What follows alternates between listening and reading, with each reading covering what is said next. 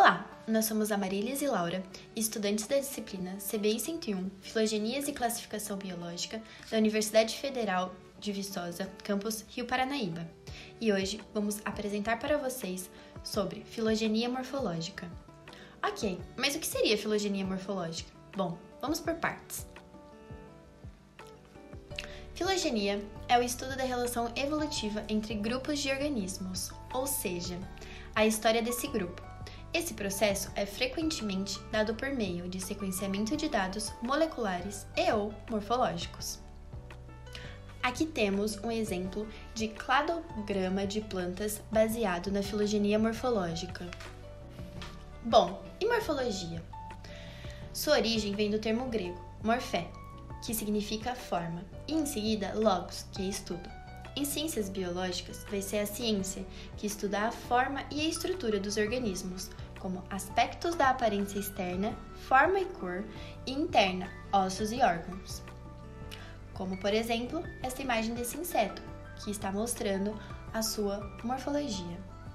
Esse conceito da morfologia foi desenvolvido pelo escritor alemão Johann Goethe, em 1790, e 10 anos depois confirmado pelo anatomista e fisiologista alemão Carl Bamberg. Bom, para facilitar o entendimento, seria como folhear um álbum de família, e em cada pessoa se vê traços conhecidos, e é possível reconhecer essas semelhanças em gerações muito anteriores pelas suas características morfológicas. Vamos analisar esta foto de família. Vamos conseguir ver em cada um deles algumas características morfológicas similares, como por exemplo, no círculo vermelho temos 3 mulheres, onde o seu sorriso é muito similar. Já no círculo verde, os 3 homens têm um olhar muito parecido. Já no círculo azul, a feição das mulheres são extremamente parecidas. Mas a maioria dos organismos não possuem essa ferramenta, dificultando ver a relação entre suas características e ancestralidade em comum. Nesse momento, entra o estudo desta área, da filogenia, mais conhecida como morfologia. Ok, mas pela complexidade da filogenia morfológica, vamos dividir a morfologia em 2 partes, como anatomia e histologia. Na anatomia, vamos ter a visão macroscópica, que vai estudar a organização estrutural, bem como os sistemas, órgãos e tecidos que os constituem, a aparência e posição das variadas partes, as substâncias de que são feitos, sua localização e relação com outras divisões. Como nessa imagem, que temos um lado a anatomia humana e do outro a anatomia vegetal.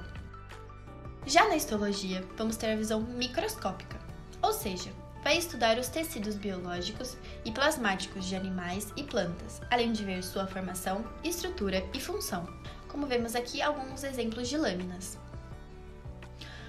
Mas, novamente, pela sua complexidade, dentre essas 2 divisões, vamos formar algumas subdivisões, para ser mais específico, como, por exemplo, morfologia comparativa, que estuda padrões encontrados no organismo e é a base para a taxonomia, que pode se encaixar na anatomia. Já morfologia funcional vai ser o estudo de relação entre estruturas e funções das formas morfológicas, como nessa imagem, que é um rim, onde ele tem uma própria função que encaixa em anatomia e cada parte dele vai ter outra função, já estudado na histologia. Na morfologia experimental, vai estudar os efeitos de fatores externos sobre a morfologia de organismos sob condições experimentais, como o feito da mutação de genética. Nesse exemplo, estamos vendo um câncer de mama e como se altera em diferentes dias e sobre diferentes circunstâncias.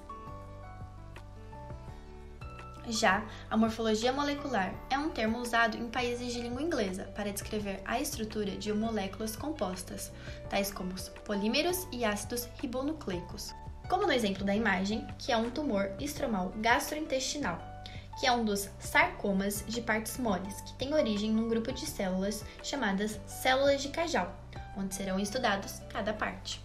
Mas afinal, qual a importância da morfologia para a filogenia? Bom, a morfologia foi fundamental para a concepção e desenvolvimento dos métodos filogenéticos. Mesmo tendo novos jeitos para fazer a história evolutiva, como a sequência genômica, a morfologia ainda desempenha um papel super necessário. E é, por enquanto, a única forma de dados pela qual podemos incorporar fósseis e, portanto, uma perspectiva de tempo profundo na filogenia. Muito obrigada pela atenção e até a próxima!